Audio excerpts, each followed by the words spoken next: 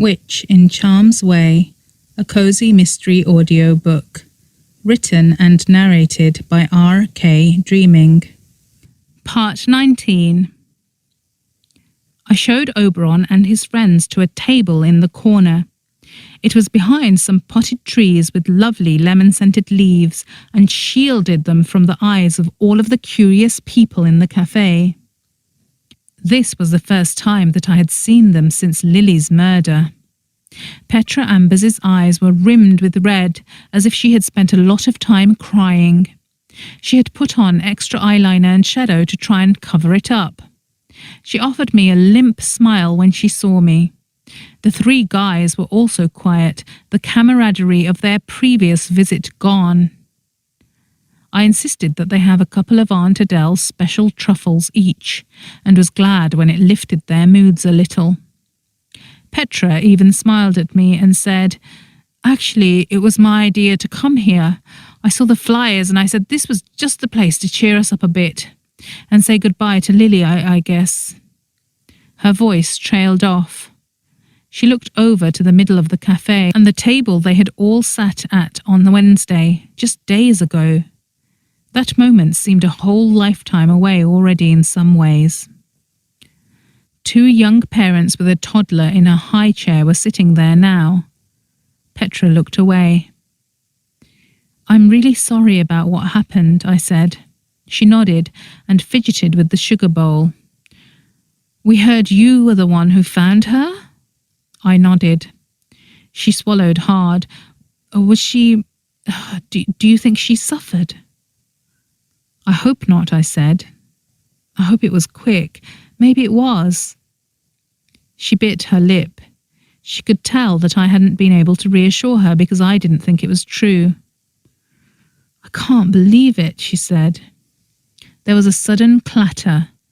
Oberon had been digging a spoon into the surface of the table with such force that it had gone flying out of his hands.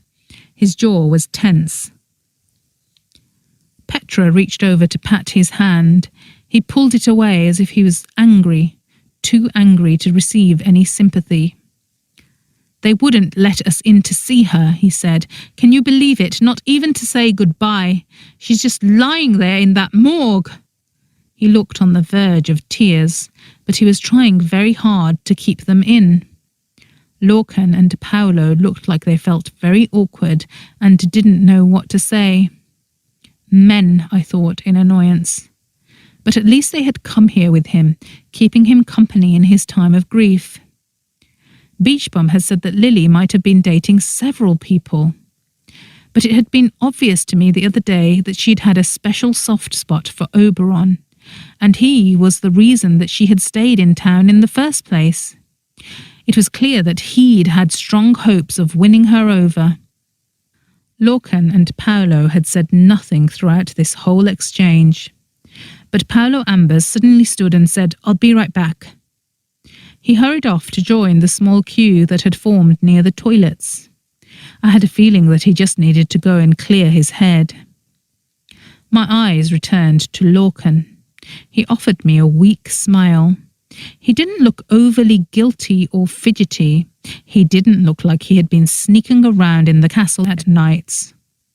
He looked as innocent for a Hardwick as he had last time, as if he had no intention of scaring me off my own property. I knew better now, of course. In my opinion, it was pretty darn creepy of him to have done what he did so soon after one of his friends had died. Or maybe that was what had set him off. Maybe her death had made him angry and he had wanted to lash out and he had picked me. It was lucky he was now looking at the menu rather than at me, or I might have said something. I wanted to let him know that I knew what he was up to. But I also didn't want to alienate him. I needed to get some information out of him and his friends after all. He gave me a tired smile and said distractedly, Can I have what I had last time?" "The baked vanilla cheesecake with the berry compote," I said. He nodded and then blanched. Both of us were remembering how excited Lily had been about the special berry compote. "No," he said quickly. "I'll have the His eyes scanned the menu without much interest.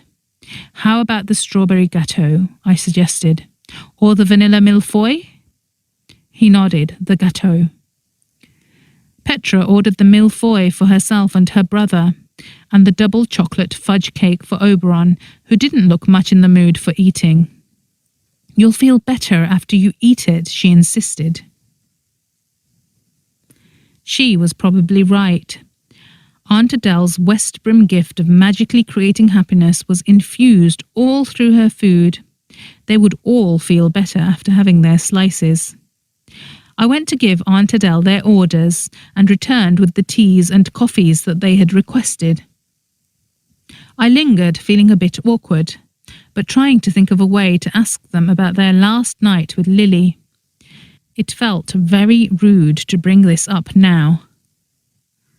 Do you want to join us? Said Petra suddenly. My eyebrows rose in surprise. Yeah, join us, said Oberon, so pleadingly that it was endearing. You can share my cake. We've kind of had enough of each other's company recently, said Lorcan with a nervous laugh.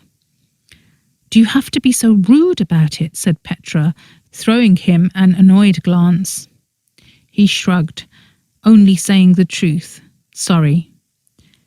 She sighed, but then made an effort to smile at me.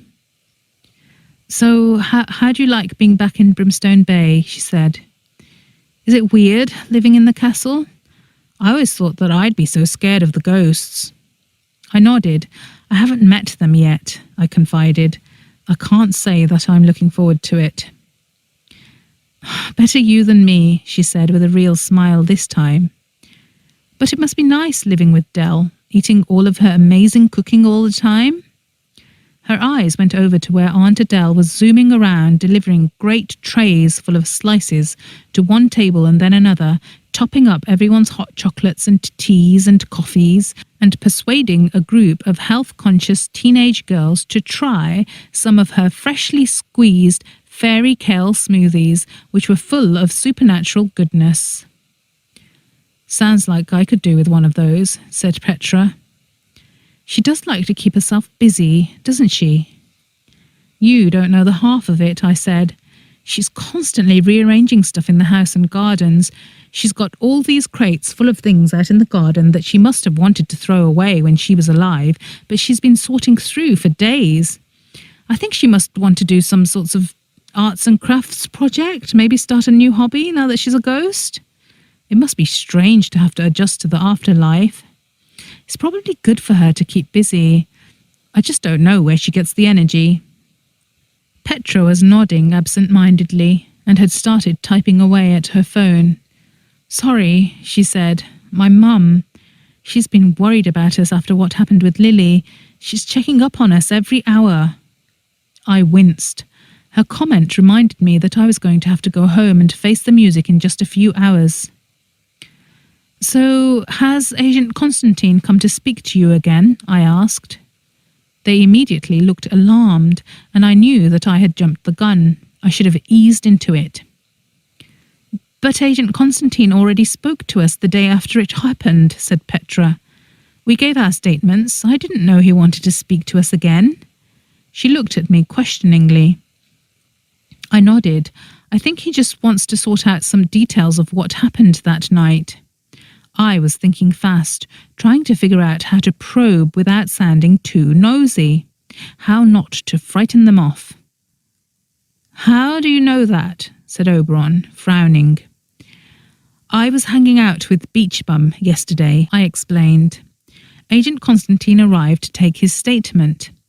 Beach Bum said that he'd been hanging around with you guys at the beach and at Club Nocturne. Oberon tensed up.